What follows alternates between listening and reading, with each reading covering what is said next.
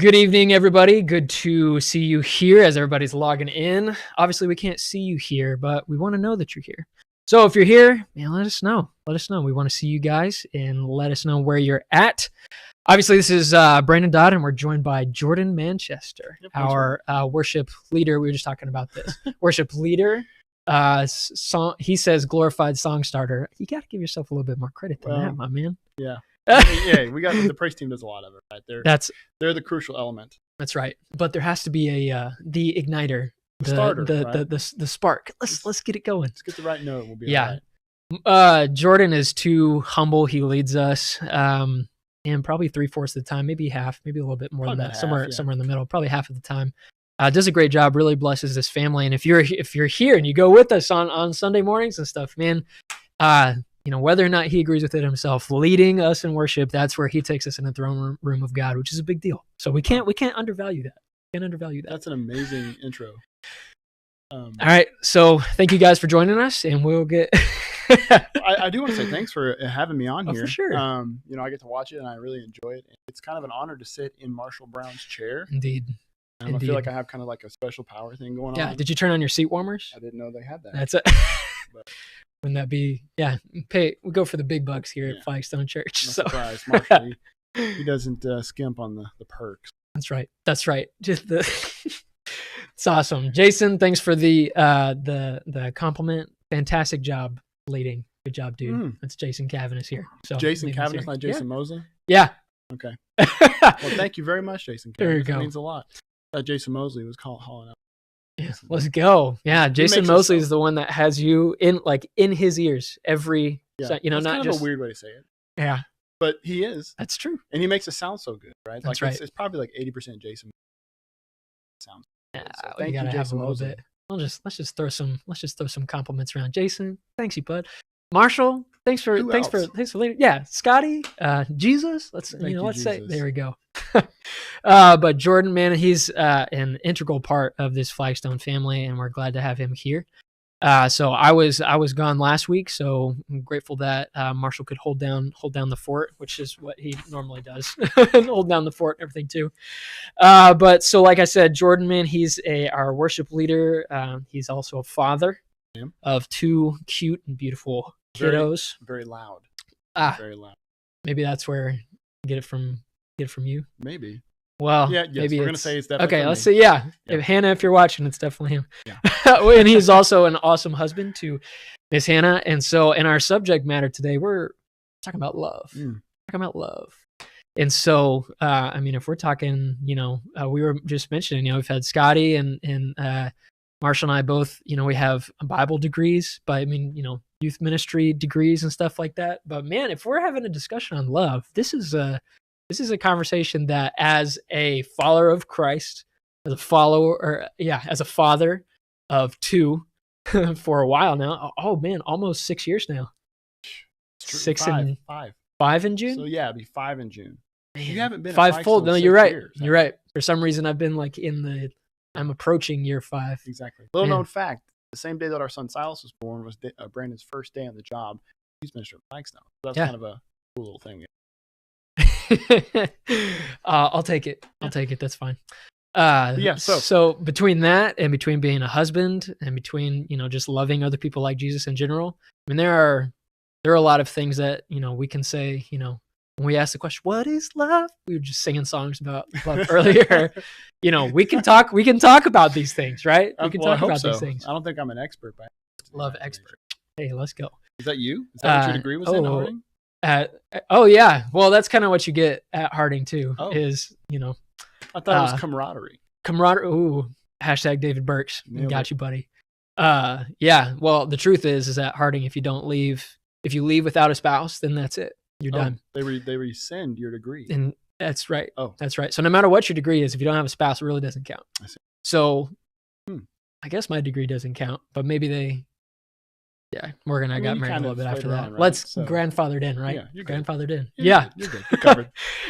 So as we're opening up all this stuff, man, last week, Marshall brought us through our brotherly affection and this conversation that we're having about from 2 Peter chapter 1 called the essentials in having these essential ingredients that needs to be incorporated into our lives a relationship with Jesus. And it's really cool. 2 Peter, talking about how we can be partakers in the divine nature, which is where it's like, hey, okay, we're here on earth, but we're partaking in the divine. We're taking some of this good stuff that's from heaven, and we are having some of that on earth, which is so cool. And so we've talked about goodness.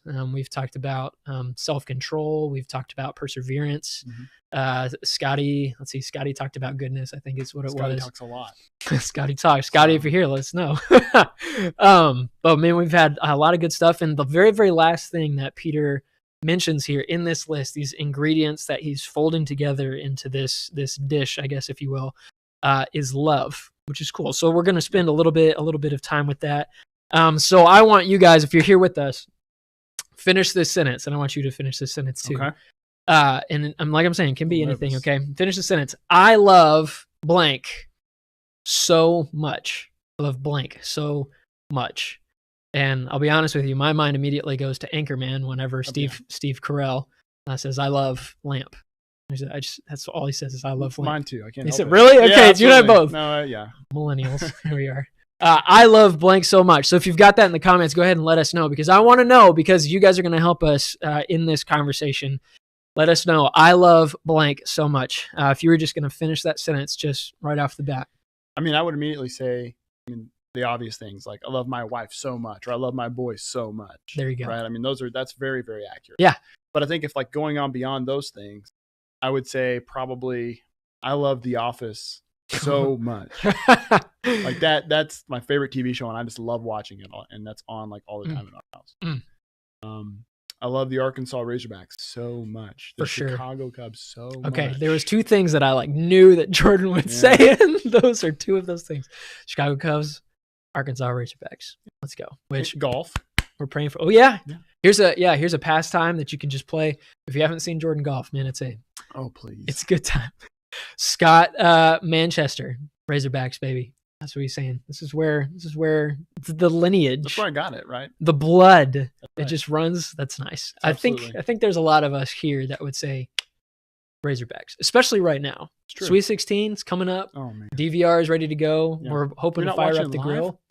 Well, at DVR to go back and watch. Okay. Not gonna lie, I'm not a big basketball fan, and I'm being grandfathered in, or I think adopted into the Razorbacks family. Okay. So being from Texas, there's a lot of pretentiousness that I kind of have to. You have to be very careful in that scenario. I have to get over. And by the way, the Razorbacks defeated for the past 4 generations, Texas Tech. Like that's my family. So let's just end that conversation right there. Yeah. Right. All right. So let us know. Let us know what those things are. Yeah. I can't watch it on DVR. If I watch it on DVR, I'm gonna get like 1,000 texts. Well, it's too late at that point. Yeah. It's like sports things in general. You can't get on your phone if you're watching DVR. You can't get on your phone. No. You can't get on social media because it's just over already. And it takes away, to me, it just takes away some of the excitement of everybody is rooting right now, as opposed to I'm missing it. So there's a little bit of missing out right there. I agree. What's something that you love? You love so much. I love, by the way, Lori Manchester said, I guess his mother is chopped liver? ? Oh goodness. Are the only people on here my just parents? Right here that are welcome to my life. My mom comments on a lot of stuff. I love you, but let's go. Lots of good things. I love you, Mom. There it is. I love Mom. I love Mom. Yeah, my mind automatically has to go to my wife, and it has to go to some of my hobbies and some of the things that I can say. I love Chipotle. I love Whataburger. Whataburger? Yeah, this is the Texas in me. I apologize. I'm not going to apologize. It's fine. I love some of those things, and I will be unapologetic about those things. I love music. Man, I love music. I can listen to just all the time in my ear, all genres and stuff. Are you like love that singing in the car kind of guy? If I'm by myself. Yeah, me too. But I'm also, can we be real with each other? I really enjoy rap, both Christian and non-Christian. There's definitely times whenever I get in my and I try, and I know, and I feel like I'm saying the same things that they're saying, but I know it's like, get in, and life's not hard. I hope it doesn't look like that. Me too. Admittedly, I'm the same way, and I've been caught. Like I'll be in the zone, right? And then I'll look over, that's what I'm thinking. And then somebody's looking at me, and they're just laughing. This guy. cell phone out. But I don't feel as bad now when I'm like belting out like a new worship song or something. Yeah. I'm like, you know what, whatever. It's fine. Windows down. Let's go. You want to hear about Jesus? Yes. Yeah. I will grace the world with some Jesus. And my voice. I feel that. All right. We keep on commenting on all this good stuff too. Okay. But just like you and I mentioned before, that there's kind of different degrees, because your nice first answer, we can say, man, I love my wife. Mm-hmm. I love my kiddos. But then you go to, I love golf, which is, you do. This is true, right? Yeah. You do love golf. And then I'm like, hey, I love Chipotle. But it's different. That sounds good. But see, that's the thing. Hold on 1 second. Let me get us in here again. See, that's the thing, is that the word love, at least here in our English language, is just kind of an unhelpful term, right? Because how can you, real question, Hannah, if you're watching, parents, if you're watching, here we go. Do you love Hannah with the same intensity that you love the Arkansas Razorbacks, or The Office, TV show that you can just different. It's different. It's different, I would say.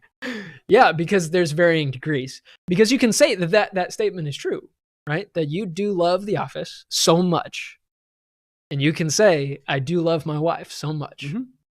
But there's this implied, well, you wouldn't propose your ultimate forever to The Office, right? No. Or maybe you would. I mean, if we're on a desert island and I've got to watch let's talk about forever, that. It's right? gonna be the this is a forever thing. Let's hope that you have a Netflix or a DVD player. Oh, not Netflix. I'm sorry, Peacock. This is The Office. Let's just talk about that a little bit. But man, there's these different meanings. And I really hope that whenever we you say I love my wife and I love The Office, that we don't mean the same thing whenever we're talking about that. If so, it's either you don't love your wife very much, or your love of Office is odd and next weird. little level, right? It's a weird level, right? So many Christians, as we're talking about this, know that there are a couple of different words in Greek that really narrow down these meanings, and we've talked about these things, and it really takes us from this shotgun blast of meanings of I love my wife, but I also love Chipotle. Right. To something a little bit narrower, where we're having a pea shooter and we're like, okay, I understand what love means here. And I mean, there's a couple of those things. Can you think of any off the top of your head what some of these Greek words are? I feel like we've heard sermons and stuff, at least, about some like of the these official things. Greek words of love. For sure. Mm-hmm. Okay, so here I know, and I will butcher how to say it. Let's go. What if I? I don't know. Fluent Greek. Agape, or I've heard AGAPE. I've heard. I don't know as much. I mean, Agape. Agape. Agape. Yeah, like it's different. What's influx? You're the one that went to the whatever school. Why don't you tell me? For sure. Yeah, that's right. I mean, agape, or agape, something like that. What's agapomai? Agapomai. Oh, it's just a different word. So omai is like the we. So like we love. You are full of knowledge. Youth minister. Bible degree. Don't put a ceiling on. Don't put the youth minister ceiling on that. That's beyond it. That's. Oh yeah, man. Those 3 Greek classes really solidied those things. Yeah. Horrid to me. Not a good time. It was not great. So you've got agape. Okay. And and it's a good thing that we know that, because this is the most used word for love. Right. This is the selfless love, the other centered. I'm going to think about you more than I think about myself. Right. So good to know this. Okay. Eros or Eros in Arkansas. Eros, Arkansas. Phileo. Here we go. Yeah. And phileo. So Eros. I feel like there's another one. Oh, I think there's actually 2 more, and they don't get, and I actually don't know what they are, but they're used far less than the other ones, but they definitely are there. Right. If you know them, man, let me know. Yeah, give us the web link in the comments here. So Eros. Mainly a physical erotic. That's what eros, erotic, like physical, like romance. Touching romance love. Gotcha. And then phileo, which is like this friend love, or this this a love that 2 friends share. So you and I can phileo each other, and also agape each other. And all of these 3 things that we have, there's not one that's better than the other. We actually need all 3 of them in our lives, which is great. And then in this conversation, the question is then, so in 2 Peter chapter 1, whenever Peter is giving us all of these different words and these ingredients that we're going through Peter uses the word agape. And so he says, okay, man, we need our lives to be filled and saturated with goodness, with brotherly love. Okay. So that's, this homey, familial love, but also, we need to have goodness. We need to have self-control. We need to have perseverance. And then he ends it with love, right? With this exclamation, it seems right here on the very end, right? So you've got eros and phileo, which are really, they're essentially more me focused, but agape is this different animal. It's this you focused thing. So these are all good things. One's not better than the other, but here at the very end of our list, the word that Peter uses is agape, right? So and agape is used to describe this love from God, the love that we have for our spouses, which is really cool. And also Jesus uses it a lot for our love for our enemies. So this is particularly challenging, right? Gosh, man, Jesus continually challenges me with that. So I hope you guys see that too, which is cool. But man, Peter uses it here, which is cool, and we have to notice that he uses it at the end. Now I have a theory of why he uses love at the end, but what do you think? I don't know. I mean, honestly, as I was thinking about this, it kind of felt like love was more foundational. Oh, so yeah, at the beginning of these conversations, we talked about faith, and it's like, okay, it's good that it's first. Right. Because it's like, hey, we need to have this so that we have the other thing. So I don't know. The way I read it, it felt like, kind of like a stair step down into love. And then like at the very bottom, it's like that's the foundation of it all. That's cool. So that's cool. Like every step you get in further into it and you get more.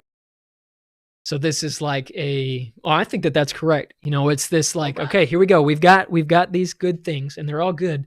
But I mean, this is, 1 Corinthians 13. If you got all those things, but you don't have love, just meaningless, meaningless, right? And so I think that you're totally right. Here's some foundational stuff of, man, brotherly love is good. Goodness is good. Goodness is good. Perseverance is great. But here at the bottom, man, this is the exclamation mark at the end of like, but we have to have love. And what's cool about all this and what I've loved about this series, and I hope that, you have too, and I appreciate it watching all of your comments and stuff too, is we get to have these conversations, which is cool. Instead of Marshall and I just talking to each other, we get to talk with y'all, which is really cool too. We have to ask the question of, why.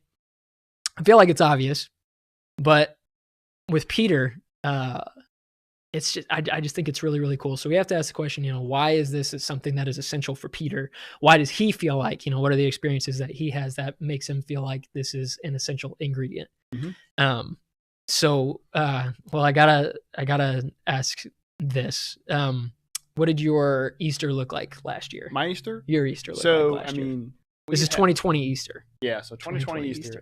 We had a baby like 2-3 weeks before Luke came. Oh my gosh, I didn't realize that. Yeah, so no matter what happened, we were going to be on lockdown during that time. For sure. So no matter what. Right. So I mean, in a way, we had online worship, so we were able to participate in that, which was cool. And I did. And that's when we were recording. So you had. Yep. Yeah.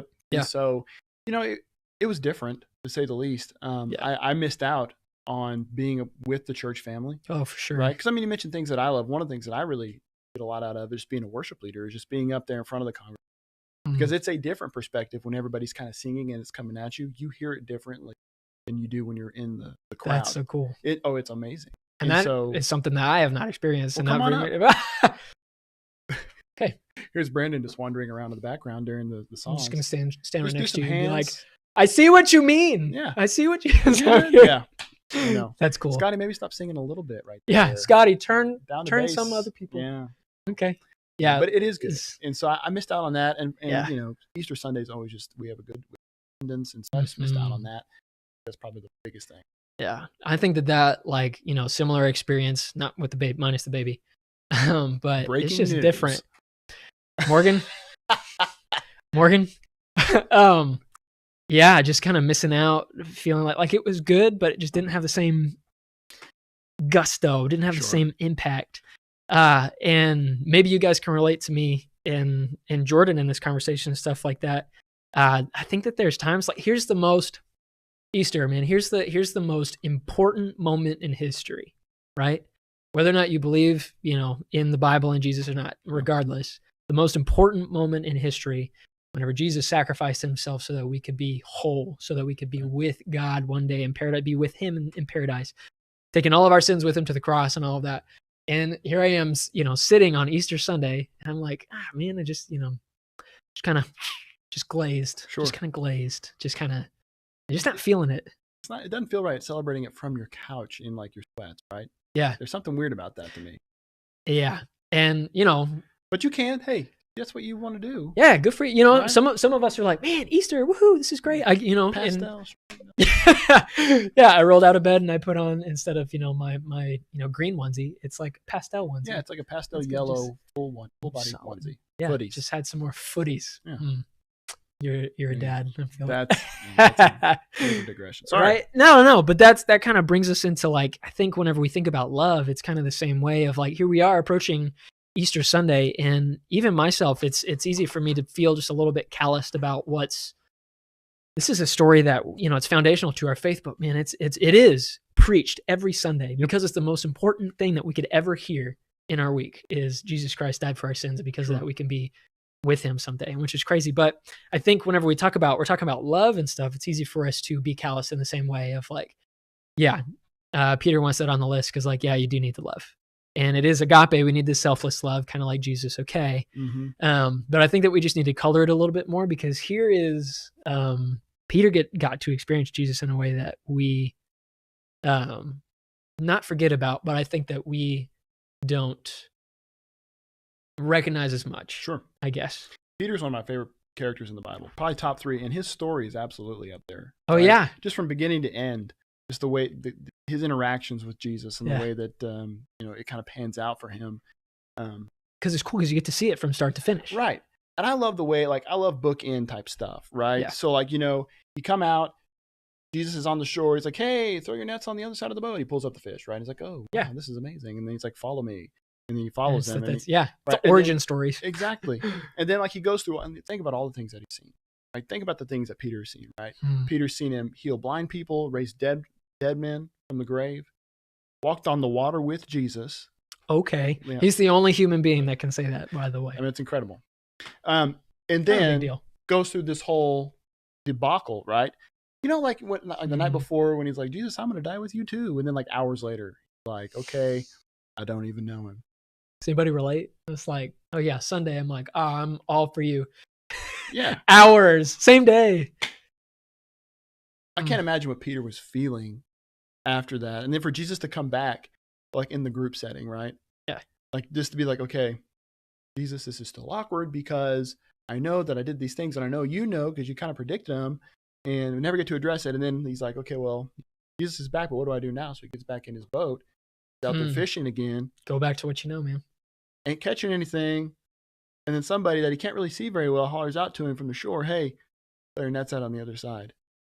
Goosebumps. That's, like, so cool. And it's that's like, cinematic. Exactly. That's movie stuff. Yeah. Right? I mean, it's like, okay.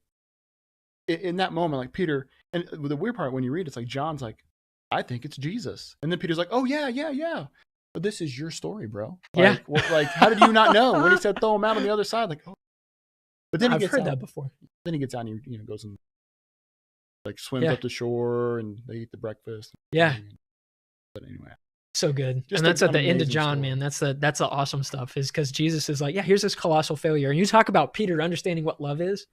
If you've ever had an egregious sin that you have committed against somebody else, the most beautiful acts of love that you can receive from somebody else is this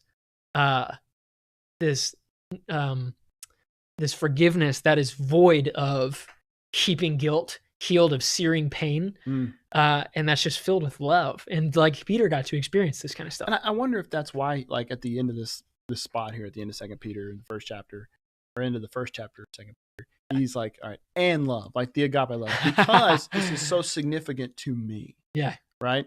Like, this is something that, like, I felt like I was worthless. And then Jesus came right back in and said, no, forget all that stuff. I got work for you to do, man. Ooh. And I love you. No matter what you did, here you go. And I need you to go in that direction. I like the way that you say that too, because it almost is like, okay, he's like, all right, guys, here are the essentials to a good godly life, heaven on earth. This is what we need. And you're like, all right, let's go. He's going to say love right off the bat. He's like, faith. Love's coming up. Okay. What else? Goodness. Okay. All right. It's coming. And it's just like, okay, when's he going to say it? And, like, here it is. Cause you know that has to be, like you said, foundation. This is integral. This is the foundation of Jesus's ministry here on earth. That's for us. and the foundation of Jesus's relationship with Peter. Is this constant like, man, you screwed up. All right, let's go. Mm-hmm. Let's pick ourselves back up again. Just wild. It is. It's a great story. It is. You know, I love that story. Yeah, and that's what's so cool about the Bible and stuff too. Is that, and what I love about this is that, you know, this what could be a letter that we just read, and it's like, okay, we need this stuff, man. Just like let Peter color in the lines for you, like read in between the lines here. Let Peter color this stuff for us. And let him tell us, man, why do we have? And that's what I've enjoyed about this study, and I feel like I have grown through this, is realizing those kinds of things. His resolve too, right? After that moment, right? Like from that moment on, Peter was not going to. It was like Kevin in The Office. He's like, "You think I'm going to let that happen again? No way, Jose. No way." And he just completely goes, and like, you know, at the very beginning of Acts, I mean, here he is. He's setting up the church. He's doing all these things. He's writing these crazy. Books. Yeah, Jesus says go, and he goes. He goes hard. He preaches a sermon and baptizes 3,000 people. I mean, talk about like, hey, you got this. Feed the sheep. Like, all right, here's a flock of 3,000. You think he had help with the baptizing, or did he do all 3? Some really tired arms, man. I mean, like, he must have been ripped over and over, huge. No, sorry. No. This is what's good about all of this, man. So, and what's cool about this kind of love, and I think something that we need to understand too, is that I think this. What Peter's trying to do is remind us that this love that Jesus shows us is so polarized from the love that we see, see being displayed to us in this world. You know, this love is unconditional. It's not, oh, I love you until things get hard, right? And I'll leave. This love is forever, eternal. There's no other kind of love that's like that. It's self-sacrificing, and it's the love that God chooses us whenever nobody else would choose us, right? Because, you know, while we're still sinners, while we're in the midst of our sin, Jesus comes and says, yeah, I want you on my team. And who does that? Who does that? And saying, you just wronged me in the worst ways possible, and I'm still like in this and for you. Yeah, I mean, that's extremely rare today, right? I mean, and it's getting even more rare as we go along. I mean, the spots where you can see it, I mean, obviously maybe like in your marriage or with your parents or your siblings or something like that. Some people have that, but it's still very rare. I mean, and it's in those moments, you know, you have it because it is so rare. Like it's very different. Like we discussed all the good, very rare. It's very different. Yeah. And so we need to, you know, whenever we're reading these things, and I invite you guys, whenever we're reading these resurrection stories in the next, you know, couple of days and weeks, as we're preparing our minds for Easter, the resurrection, the empty tomb, like we need to take a second and step out of our own shoes and step into Peter's shoes, step in the adulterous woman's shoes, step in the thief on the cross's shoes, step into the Roman soldier that looks up at the end of Mark and is like, surely, he just sees this dead man and he says, surely this man was the Son of God. And we need to step out of ourselves for just a little bit and put ourselves, just a little bit too. So as we've got 2 minutes left, you ready for this? Already 2 minutes left. 2 minutes left. Can we do some OT? Like, do we? So yeah, oh yeah, we can. We've got what is that in soccer? Whenever we have some extra time, yeah, we can do that. Just, you know, let's make this work. So how do we, you know, we see how that plays out in Peter's life because of the way that it plays out in Jesus's life. So the question that we need to ask ourselves, right, is how can we display that same Jesus love in our own lives, right? And we can get into the stereotypical, like, oh, love your neighbor. Okay, that sounds good. But it's, you know, just like you said, love your enemies. Sure, looks great on paper. I'll memorize that verse. Sure. I can memorize it. It's sacrificial, right? Like that's the thing that stands out to me about that particular type is that there's sacrifice involved when you participate in that type of love. Yeah. Right. And it doesn't feel like I'm sacrificing with, you know, my wife or my kids or my family. Because but because like it's different. Other things, you may feel that there because there's not this understanding there of like, you know, I'm in this no matter what. Like it's conditional. The world's kind of conditioned us to think, well, maybe it's conditional here, and we might have a what if in this scenario. I don't know. Yeah.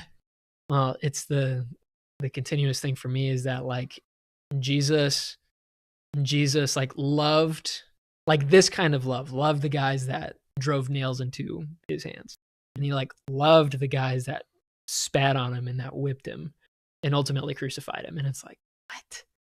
How? Yeah, exactly. Get me to that space, man, because I was like, I would love to love people like that. And I pray, man, we should all, if you hear anything, man, we should be praying that we as Christians in this world can love people like that.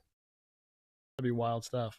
I think this world would look incredibly different. I think you're right. If it really did. But yeah, I think you're right. This sacrificial love of me being able to lay my life down for somebody else and say, and something like that, to put that in, like everyday terms and stuff. That's like, where am I sacrificing my time?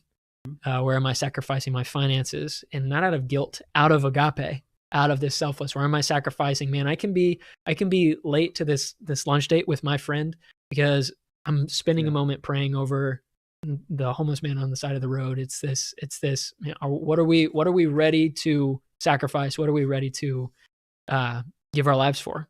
Which is so cool. Yeah. I mean, if you're going to be involved in a goal or anything, you have to consider, like, what am I willing to give up to get there? You're trying to run a marathon. Counting the cost, man. Exactly. Like for me, it's a big thing is time. Like if I want to start working out and being more healthy, I got to find time to do it, right? I got to carve that out, and that's going to take away from something else. And so, I mean, when you get into like with love and stuff, like you said earlier, I think it's intentional. If you're going to be intentional about something, take time to think. Yeah. Some things got to get reprioritized and shuffled around. Yeah, that's like the definition of sacrifice is like, here's Jesus where he is choosing. There is one time in, I think it's Mark chapter 2 or 3, that Jesus heals people all night long. And I'm not gonna lie, if I'm Jesus, like, dude, sun's going down. Come back tomorrow because like we can do this tomorrow. Right. That's fine. But he sacrifices an entire night's sleep. You know what's crazy about that is the fact that, remember when the woman touches his robe? Yeah. And it, like he felt something come out of him? He's healing all night. Like clearly that tells me things are coming out of him. Like he's losing like maybe energy or something as he heals. Like what's that like all night long? All night, just constantly like giving and giving and giving. And I'll be blunt. There's a lot of times whenever we look at opportunities to sacrifice and we say no. And I want that to be a critique of myself and all of that too, because Jesus looked at opportunities and he always said yes. He said, man, let's go. Yes, I will give my time. I will give my resources. I will spend days with you. I will love you when nobody else does. And a lot of times it just takes saying yes. But a lot of times, man, Christians, we say no.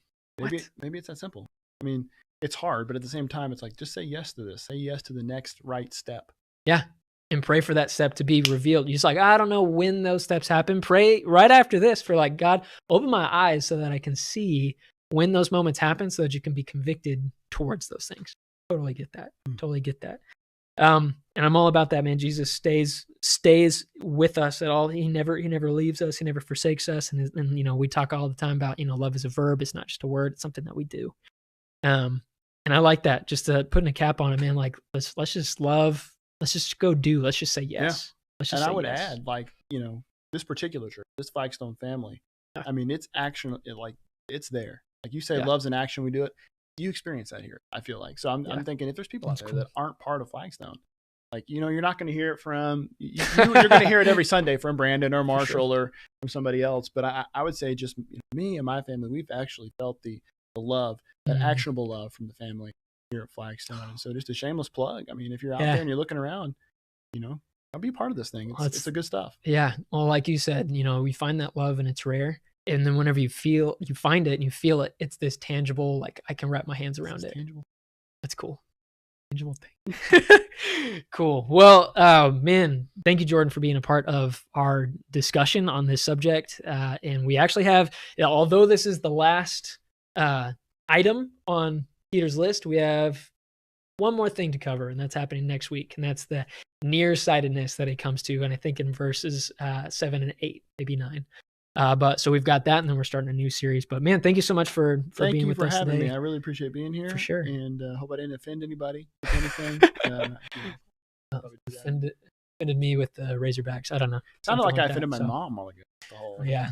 Lori, do we need to ask for forgiveness, or is this? I think wait to see.